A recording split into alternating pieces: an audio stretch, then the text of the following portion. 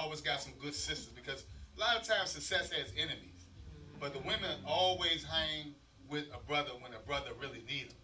So I just want to thank you all for always hanging with Gogo when we really need you. And Maisha, a lot of people don't know, when Gogo was at one of his lowest points, she was playing at the Tacoma Station. And when she's playing at the Tacoma Station, she also played at Belly's, but that was more like a jazz upscale spot. People came dressed up and had their clothes on, and Gogo couldn't play anywhere at the time. I'll never forget, I saw them playing, and T2 Productions was doing them at Tacoma Station. So I was doing a lot of stuff with the boxers. At the time, we had 5 world champions in Washington, D.C. So William Joppy was a close friend of mine, and I got him to do a party, and it was lit. Everybody came for the boxers. And when I said I had the hip hug, they was like, that's Bama, right? They bell bottoms, everybody had the wigs, Sweet Cherie and everybody. And that's how I snuck them in the hotel, because nobody thought they were a go-go band. They turned the joint out. After this show, they were playing 7 days a week, sometimes twice on Saturdays and Sundays. No band in go-go history has ever done that. And on top of that, her styles would create what we call the grown and sexy. And she brought Juju, Sugar Bear, right, and Junie, who were part of the Hip Huggers and resurrected their career, because in D.C., when you left, it was hard to come back. So EU wasn't bumping like that at the time, all right? And it was harder, like Trouble Funk is still hard for them sometimes to get their props as they should, because they've been sampled more than any band in go-go history, as you'll see up on the exhibit upstairs. So I just wanted to give that history and want to let you all know that you all are important to us. You're important to go-go, and we're going to continue to tell your story. And to see these young ladies up on the stage with y'all, who coming behind y'all, right, let us know that we going in the right direction. And how y'all pay homage to people that came before you, but also embrace the younger generation. We got to do this more. I'm bringing up Melanie Douglas. I hope I said your name right. She's a good friend of mine. She is the granddaughter of Frederick Douglass. All right? And she lives here in historic Anacostia. And she also has a museum. And she does a lot of things around preserving the legacy of black women and telling our stories. And she can tell you more about that. She brings the panel up. But once again, I want to thank you. Thank my chef upstairs, my Afro-Latino chef. The food that we're going to have when we open up the back lot out there, our garden, is street foods from all the diasporas that were created on our journey to America. You know, some of us got dropped off in the Caribbean. Some of us got dropped off in Mexico, Cuba, Brazil, right? And we create culture everywhere we go.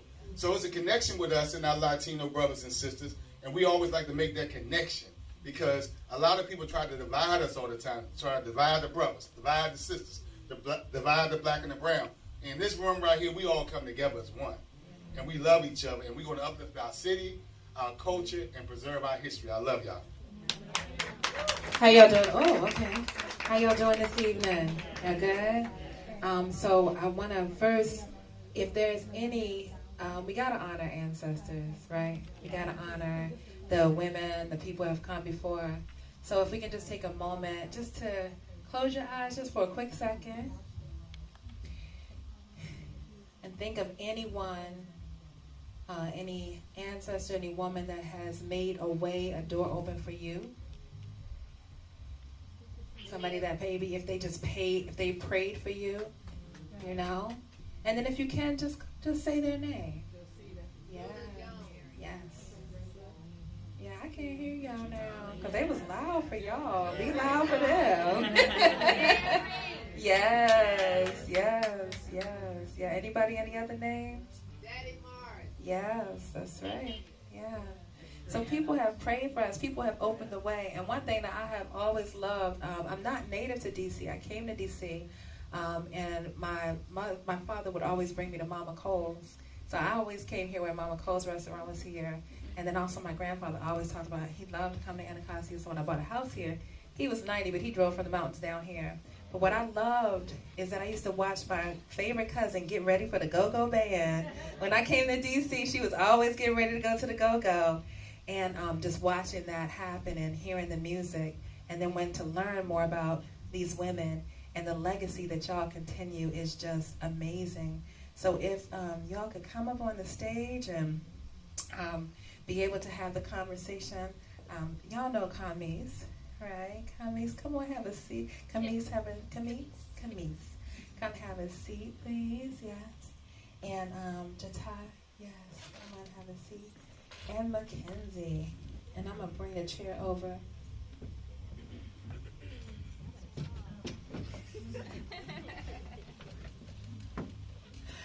So we have a mic, we're going to just share it. And okay, we have two on that side. Okay, good. Awesome.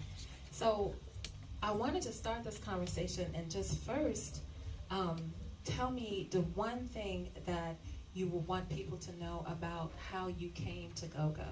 Like, what was that moment for you?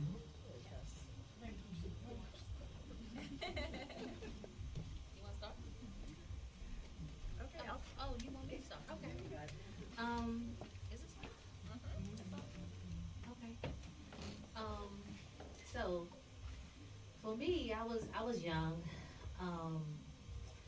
I wanted to sneak out the house. I generally told my mom I was going to a house party, but I was going to the Black Hole to see Red Essence. And I think I was around maybe 16 at the time. And wow, what an experience. I wasn't expecting what I, walked into. The Black Hole, I don't know if any of you ever been to the Black Hole before, but when you come in, it's like a big open space. And I think they used to like either check codes or sell food outside in that open space part. But there was also like a little opening where you could walk into the big performance hall. And when I tell you the whole hall was full of people. Talk about it. Full of people. I'm talking about from the back all the way up to the front of the stage. And that scared me.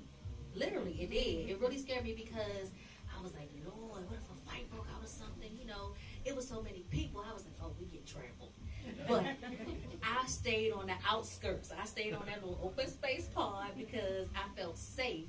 But at the same time, when you hear that music, when you hear the congos, when you hear that beat, generally it draws you. So, eventually I ended up going on the inside where everybody was. But it was literally, like bumping shoulders. That's how many people there was. But the experience was like no other,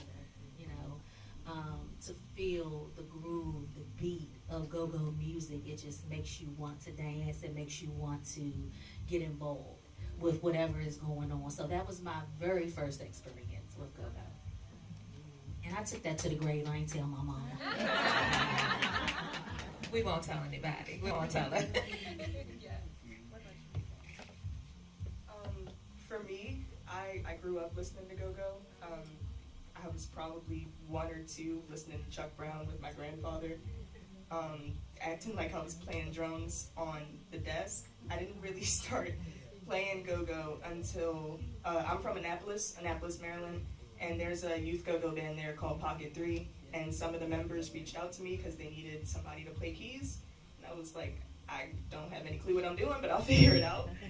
And I feel like that's how I came into playing it. It was always something that I enjoyed listening to, and it's rooted deep in my family, but that band really brought me into the world of it. Good evening, everyone. My first introduction to go-go was, I think I got snuck into a go-go at like 5. With like my older brother, he snuck me in, so I don't know where it was. But I know I was in like a dark setting, and he was like, stand right here. I was like, okay. And I just saw like the musicians and the lead mics, and I was like, oh my God, they're like celebrities to me. And then my mom took me to a rally where I saw Chuck Brown play, and she pushed us up to the front. I don't know if a lot of y'all know my mom, but she's a very, very strong woman. So she was like, oh no, you're not getting on my shoulders, we're going to the front. So she pushed me on up to the front, and I saw Chuck Brown like right in front of me, and I was like, oh, I want to be like him. I remember saying that, I want to be just like him. Just lights, camera, action, Hollywood. That was me then, that's me now. then my first introduction to singing in a go-go band was at my church, Ebenezer United Methodist Church on 4th and East Street, Southeast. If y'all want to come get blessed, come on and get blessed. Yes. And so I was singing there, and every fifth Sunday, EU, Experience Unlimited, would come and play Go-Go Sundays in my church. And I was like 14, 15, and I used to play with them. And Junie was like, oh, girl, you can sing for real, because Junie plays the drums at my church regularly. I grew up with him playing drums in my church, and so he was like, yeah, you're going to be something. You're going to be something. And then my mentor, Ronald Moten, saw me in my activism, grabbed me. She's going to sing. She's not an activist today. She's going to sing. But just that's where my initial start comes from. Feel the music, hear the sounds, be a part of. Ever since I was like 4 or 5 years old, it's always been my village saying, here, come right here, come right here, come right here. So, yeah, my introduction to go-go was the village. Yes, I love that. And I will add my first introduction to singing, starting in go-go music. I actually started singing with Chuck Brown's band back then. They were called Bits and Pieces at the Ibex. And their bass player, Glenn Ellis, he was very adamant about getting me up on stage with them. And he had me sing the song Mother's Finest, Love Changes. So that was my first introduction, and from there, he went on to actually bring me up to cameo with Chuck Brown.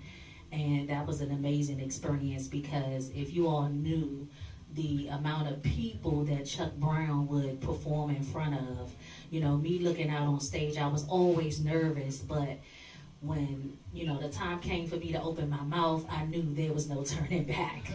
So, but I just thank God for that experience, because having that experience with the godfather of go-go, to be able to perform with him, you know, and have that, you know, under my belt, that's phenomenal. And as well, I started out singing in church at age 6. So music has always been in my heart and in my soul. I think that could be even a whole nother conversation, but I would love to touch it here, that relationship between go-go and the church. Because when I hear people talk about how they got to go-go, there is this throughway that happens. So can y'all speak about that? And you also started a go-go band, a gospel go-go band as well. But tell me about that path and that relationship between go-go and the church for you all. Well, for me, it was a hard one, because I came from, you know, being a PK, a pastor's kid. My grandfather was a pastor, my father was a pastor, and I grew up in the Kojic church. And if you know anything about the Kojic church, they're very strict. They don't play that. You can't straddle the fence. So, you know, I went through that with my dad, where he didn't want me singing secular music and did not want me in the go-go community. But for me, I was torn, because I wanted to please my dad, but at the same time, I felt like it was a made-up part of me, because this is who I am. This is what I grew up on. This is what I grew up listening to. So I feel like go-go is in my veins. You know, I can't separate from that. It's hard. Even though I tried, you know, like I left the whole entire go-go scene, did a gospel inspirational album, toured and everything. But I think with me going through some church hurt and experiencing some other things, it just kind of led me to figure out things on my own and figure out which way Camise wanted to go, and not what everybody else wanted Camise to do. So with me being involved in so many bands, I've had a lot of experiences. I've been doing this since I was 18.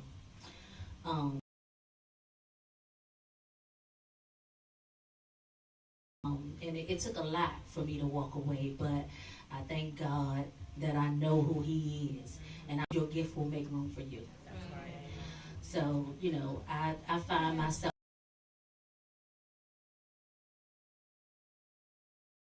and I always put him first in my life, and I pray.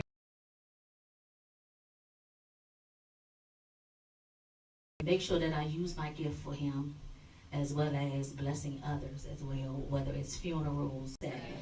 I can't tell you how many nights people came to me crying, saying, I can hear the anointing in your voice, or you just don't know what you did for me, or you stopped me from killing myself.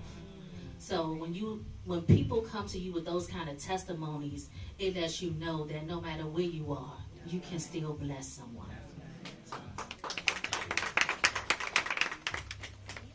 I feel like the main connection was that the way that I play is very influenced by the church. I grew up in church. My mom sang in the choir, and I was always around that kind of music. So it really shaped the way that I approach everything. And also, growing up hearing gospel go-go all the time, and hearing the go-go influence and so much of the music that we played really just drew that connection for me to grow in both playing gospel and go-go and seeing how you can connect the two. It's really important.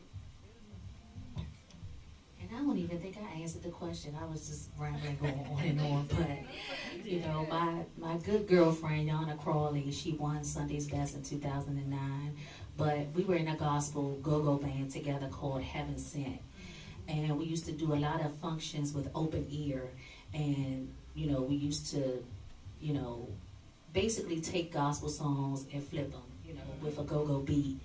But when I tell y'all, the anointing will fall and God will use us like no other. So that connection, just to be able to do that, in a different setting with a go-go beat, but we're singing about God, people really, really resonated with it, and it was a very amazing experience. I believe that go-go is a mix of, excuse me, I'm a very busy person, and my voice is my money. So if my voice is shoddy, I do apologize. Yes, go-go is R&B, jazz, rock, funk, country sometimes. It's a mix of everything. But where that started is the church. So many musicians who play in go-go bands come from the church. They grew up in the church. They grew up playing in the church. They grabbed on to somebody was like, oh my God, you can hear that? You can hear, you over there plucking.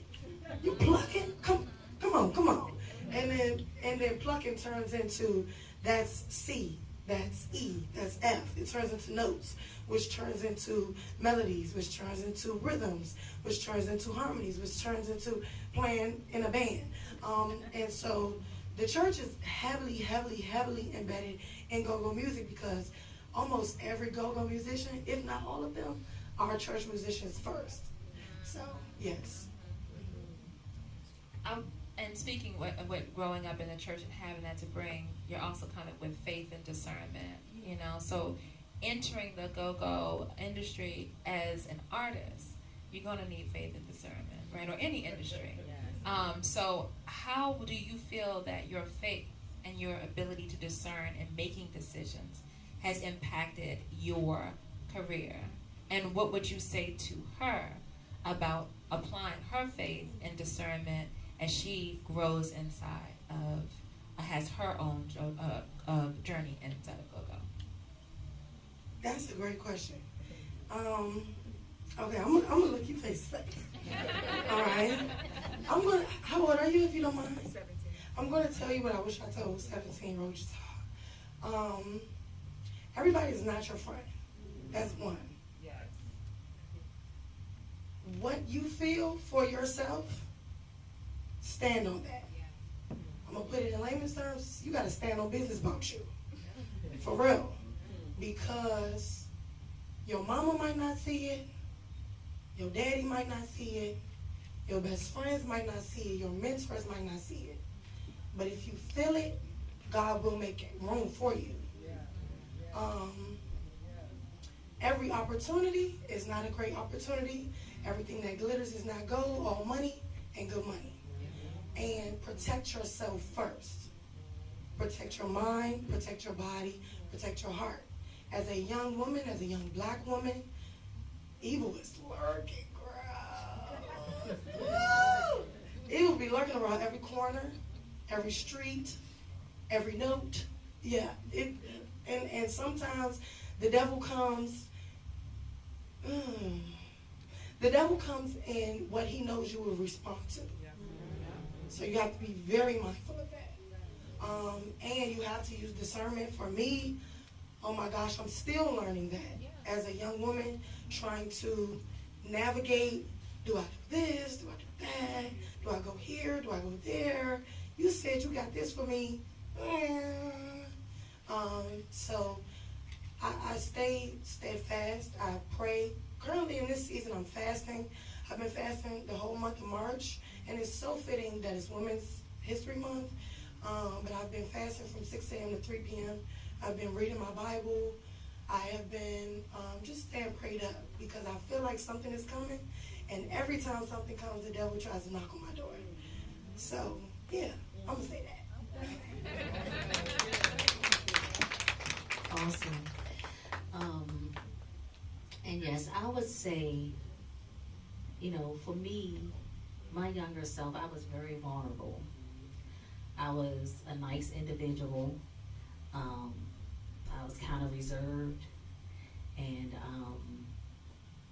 didn't speak up for myself a lot. So I would say definitely be a little stern, you know. Don't be afraid to, you know, make your own decisions, especially, you know, when you come of age. You know, I know you're still under your parents' direction because you're very young. Ooh, 16, 17. Ooh, I remember them years. But, you know, so many people will try to take advantage. They'll try to take advantage. So definitely, you know, I would say, you know, just stand on what you believe in. And although this was a male-dominated field, I think, you know, us as women becoming a part, being on, you know, a band's front line, you see more of that these days. Back then, you know, it was just the fellas. You know, it wasn't about having a female on the front line or having a female musician. I think Cherie was like kind of like one of the first female musicians who was like out there. So us as females, you know, definitely, like I said, you know, people try to take advantage because they feel like you don't have a backbone or you're not going to stand up for yourself. But listen, I know mom don't play.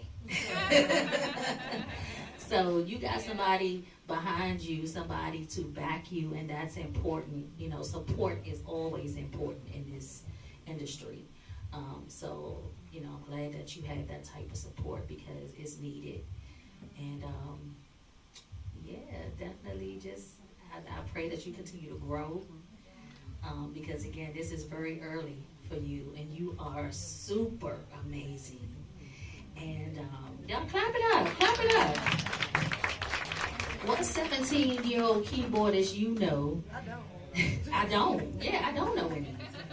Except for Mackenzie. So, you know, don't be afraid to let people know your name.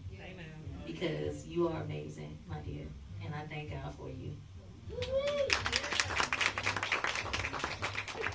I think that's amazing. That's good advice, right? Yeah. And I'm not in the field, but what I would tell you is decide on the part of you that you want to keep, that you want to hold on to, and you don't let anybody disturb it. So if you want to, whatever it is about who you are that you want to keep, if you feel like it would destroy it, dismantle it, shade it, whatever, I don't care what the cost, don't let anything compromise what you want to keep about yourself. You feel me? Okay. All right. So I also, if we were going to make a, because from the outside looking in, go-go does look male-dominated. When you get into the history, though, women have been the glue of every single part of it. when you are talking about the history of go-go, what is one thing that you know about the history of go-go that you think is important for people to know about what women have done?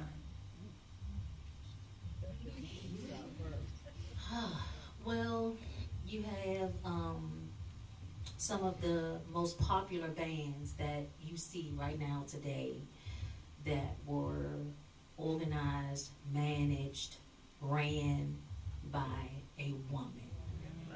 I'm talking about Miss Mac. Clap it up.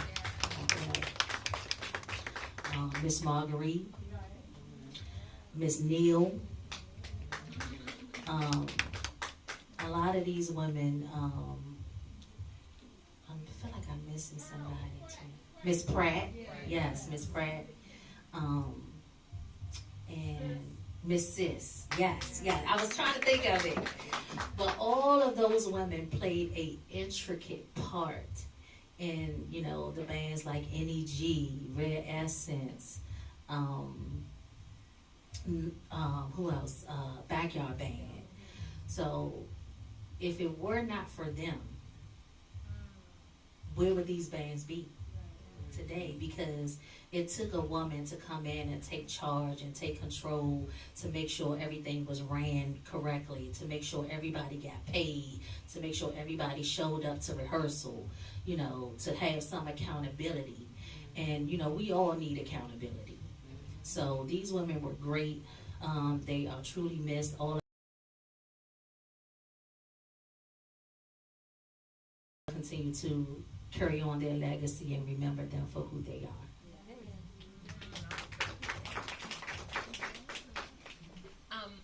I love hearing so much about how women contributed to the business side, right? It's important to know that women handle their business.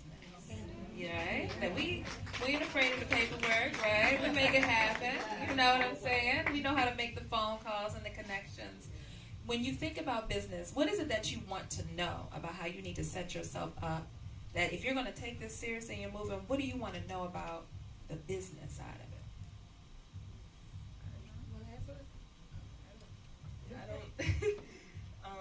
I guess in terms of the business side of it, I do think most of it is, for me personally, the discernment stuff, knowing what's right for me and knowing the places that I need to be in, and I guess understanding how to say no when an opportunity isn't right. You know, not trying to, no disrespect to anything, but like letting people know that it's not where I need to be right now. It's not good for me. How to approach that. For me, I would say my mom, like you, my mom is that girl. So she does handle a lot of business for me. But I would love to learn like the split sheets, what it takes to run a band. I'm kind of learning that now. Being firm in this is my price. That's it. I tend to shy from that. I'm like, okay, I can work with you. No, you can't. I can't work with you. Leave me alone. Either do it or don't do it. So I will say that, yes, being firm in who I am and what I know I can offer, learning the music business, and also, more importantly, owning music. And percentages. Because in the music business, that is 100% how you get your money. It's split two ways. It's like 100% writer and 100% producer, and it gets broken down. And then that's where you see people make music, and you're like, oh my God, this is a hit. Like this done went triple platinum. Like you ain't getting no money. No, it's because it done got split 15,000 ways. So you're only getting, what you can. But if you know your business, it's hard for people to put you in the dark or take from you if you're knowledgeable about your craft. If this is your thing, it got to be your thing, 100%. So, yeah. Yeah, absolutely. I would say, don't be lazy. That's my advice because, and don't be afraid. those are the number one and two things with us. I'm not gonna say it's black people. I'm gonna say it's people. Period. Yeah, you know, fear a lot of times stops us from doing a lot of things. A lot of visions that God may place on your heart may not come to life or may not come to fruition because you're afraid. But a lot of times people are afraid because they don't know. So I would say don't be lazy. Take the time to do the research. Take the time to pick up a book and see what it takes to, you know, start your own publishing company or to register your works so that you get paid those percentages. Find out what it takes to start your own business. Registering your business with the IRS, getting the EIN number, all of those things. It's very important. Trademarking your business name so nobody else can't take it, nobody else can't steal it. All of those things are very important, you know, to know and to learn, but you still have to do your research. If you don't have the individuals that will step in and help you and get to a certain point, and that's another thing too, a lot of us don't want to. Day for women.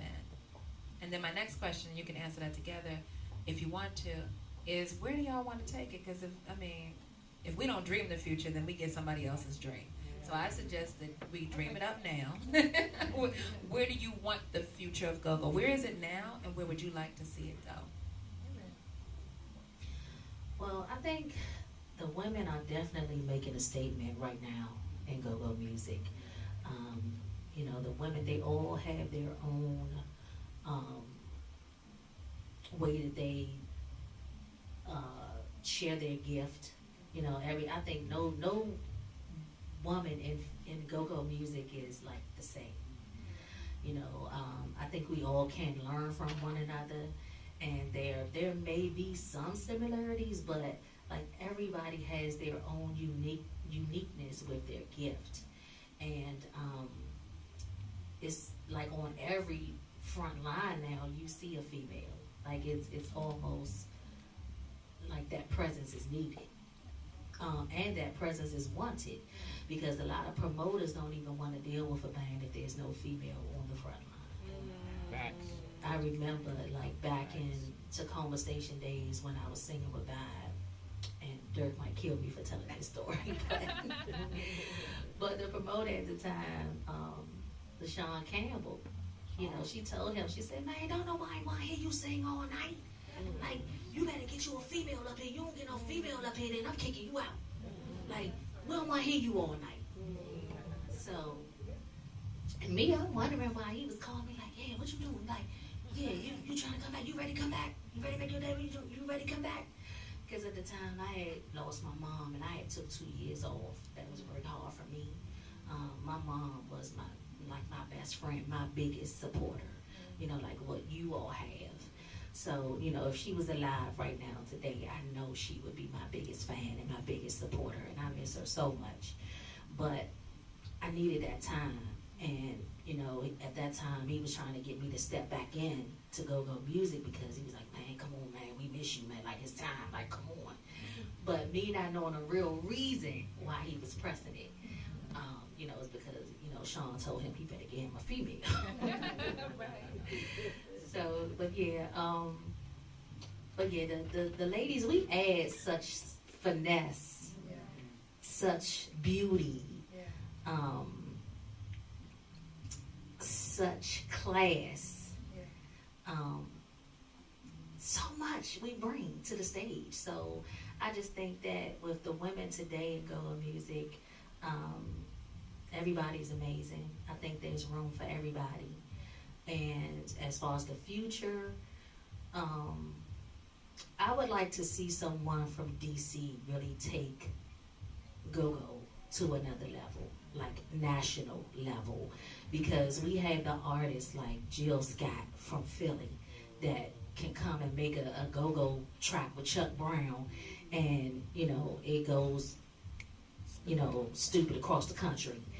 And we're right here. You know what I mean? So I just feel like a lot of artists, even Ty Tribbett from the gospel side of things, was able to do a go-go gospel track or song. that went crazy. So I just think for us as artists here in DC, we need to figure out what that looks like, or what we need to do to be able to take our own music and take it to a national level. I know Wale has done it, but as far as the women, I really would like to see like a Jata do a track and it just go bananas. A go-go inspired, or a go-go, I'm not even gonna say inspired, go-go. A real go-go, not commercial go-go. A real go-go track. And with your talent and your voice, just take it to another level, beyond DC. That's what I would like. We're going to speak it in claim. Yes, we are dreaming right now. Yeah, take these dreams. Y'all hear that? Okay, all right. So what's the dream? What's yours? So first I do want to say that the current state of Women in Go-Go, I believe, is so beautiful because there is space. That is one thing that I will say. When I was younger, it didn't seem like there was space for women to come in, like almost how I kind of came in. It was just like bouncing around, like here, hey. I feel like back in the day, it probably wouldn't have been. I wouldn't have been able to do it as easily as I did.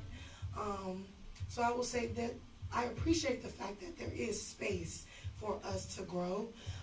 But I think it's beautiful. Belladonna is crushing it. Casey is leading her own band, which is Black Alley. They kill it. So much so that they've been on Netflix performing.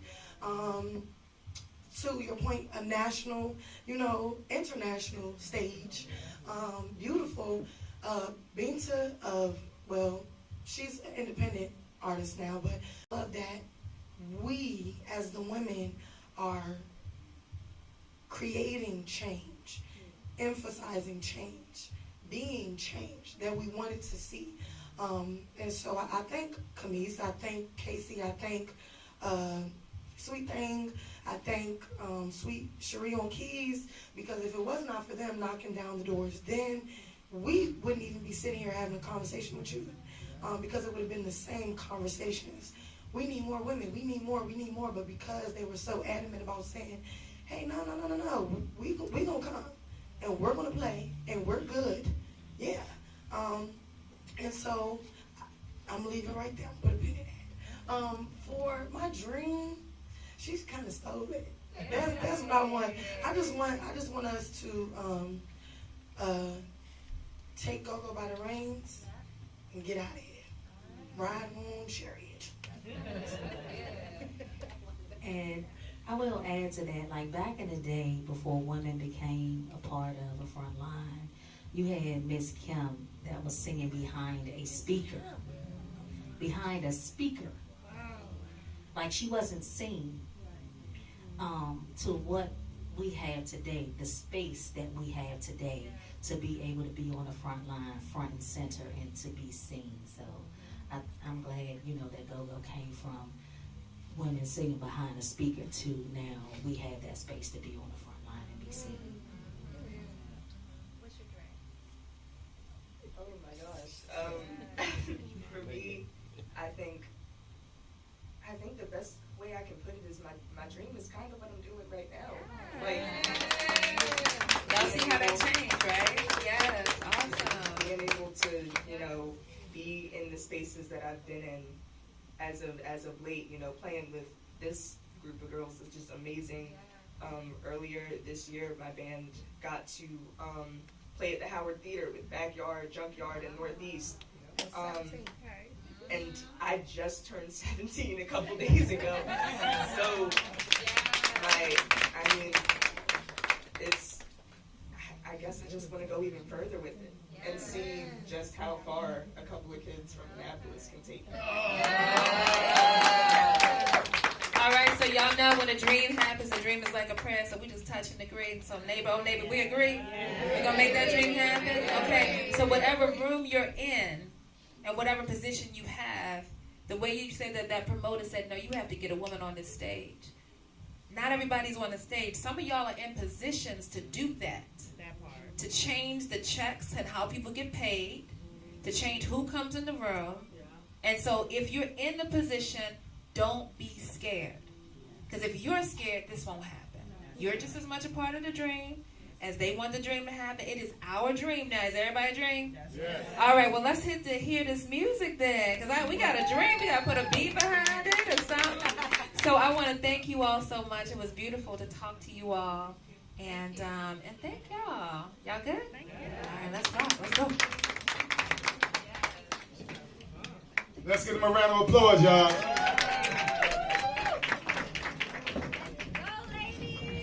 Also, she's upstairs, but I'm going to give Natalie Hawkinson, who helped curate this museum. She's the chief curator of the museum. She's upstairs, but this wouldn't be here without her working with us to make it happen night and day. Like I say, nothing happened without women. In the back, Miss Jones back there, after y'all saw that Don't Do DC stuff, she was one of the main people who helped keep the movement going with meetings because people thought we were joking. We didn't just get a museum. We helped keep a hospital over east of the river. We helped get a halfway house built. We helped get $3 million put in GoGo. I can keep going over and over and on about things that you all, by you standing up with us, what we got to accomplish, all right? So I just want y'all to know I love my women, and I know that nothing happens without you, all right? All right. Great job. Great job, moderator. For a living.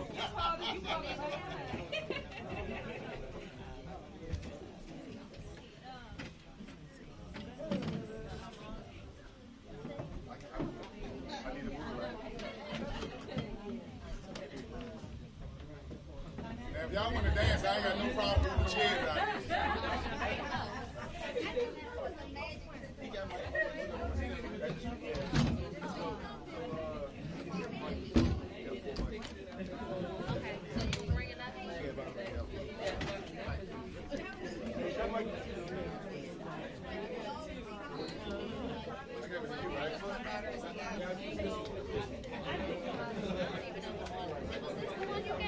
Y'all want to sit down? Y'all want me to move the chair? Y'all good?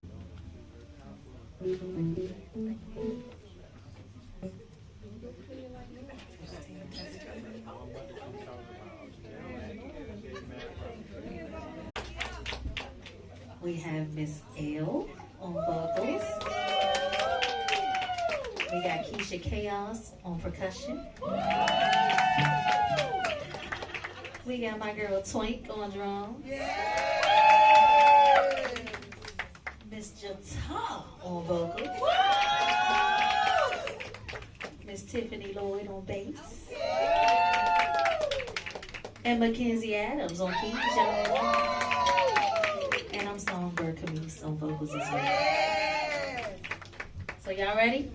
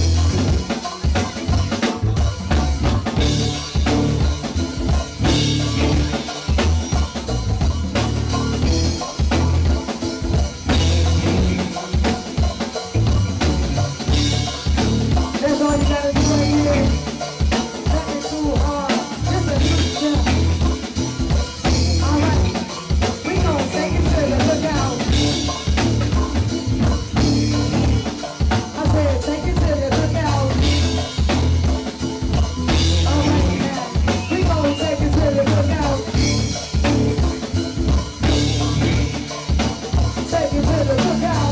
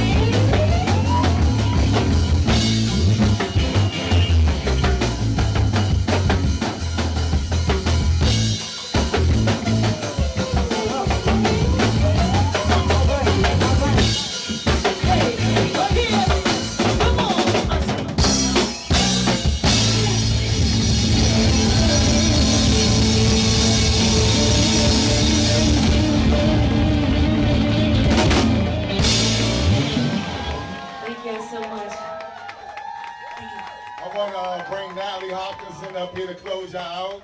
Like I said, she's the chief curator of the museum, and this wouldn't be possible without her. Doing Women's History Month. Also, I want to tell y'all we're doing another event here in Conversation for on the 4th of April. Y'all know what that day is? Right, right. So we got a lot of conversation, a lot of work to do. So we're gonna come and have a real conversation and then have a real party on his birthday. Because his birthday was not in vain. Alright? As long as we keep working and keep fighting, his birthday is not in I'm sorry, I said his birthday. We ready to celebrate his birthday again, right? I'm sorry, his death, his sacrifices are not in vain. Without further ado, her sacrifice is not in vain even. Natalie Hawkinson. So, happy Women's History Month. We will not be stopped. We will not be muted. We will not shrink. We will stand strong. We will be loud. Thank you so much for your genius. The First Ladies and Go-Go, please. Another round of applause for them. Is Chef Angie here? I go get her. Chef Angie, if you've had her amazing food today, thank you for her amazing food. I can't wait to do it again next year. And actually, we're doing it every year, but we do it every month. You know, it's always Women's History Month in this building. Yeah. Thank you both. And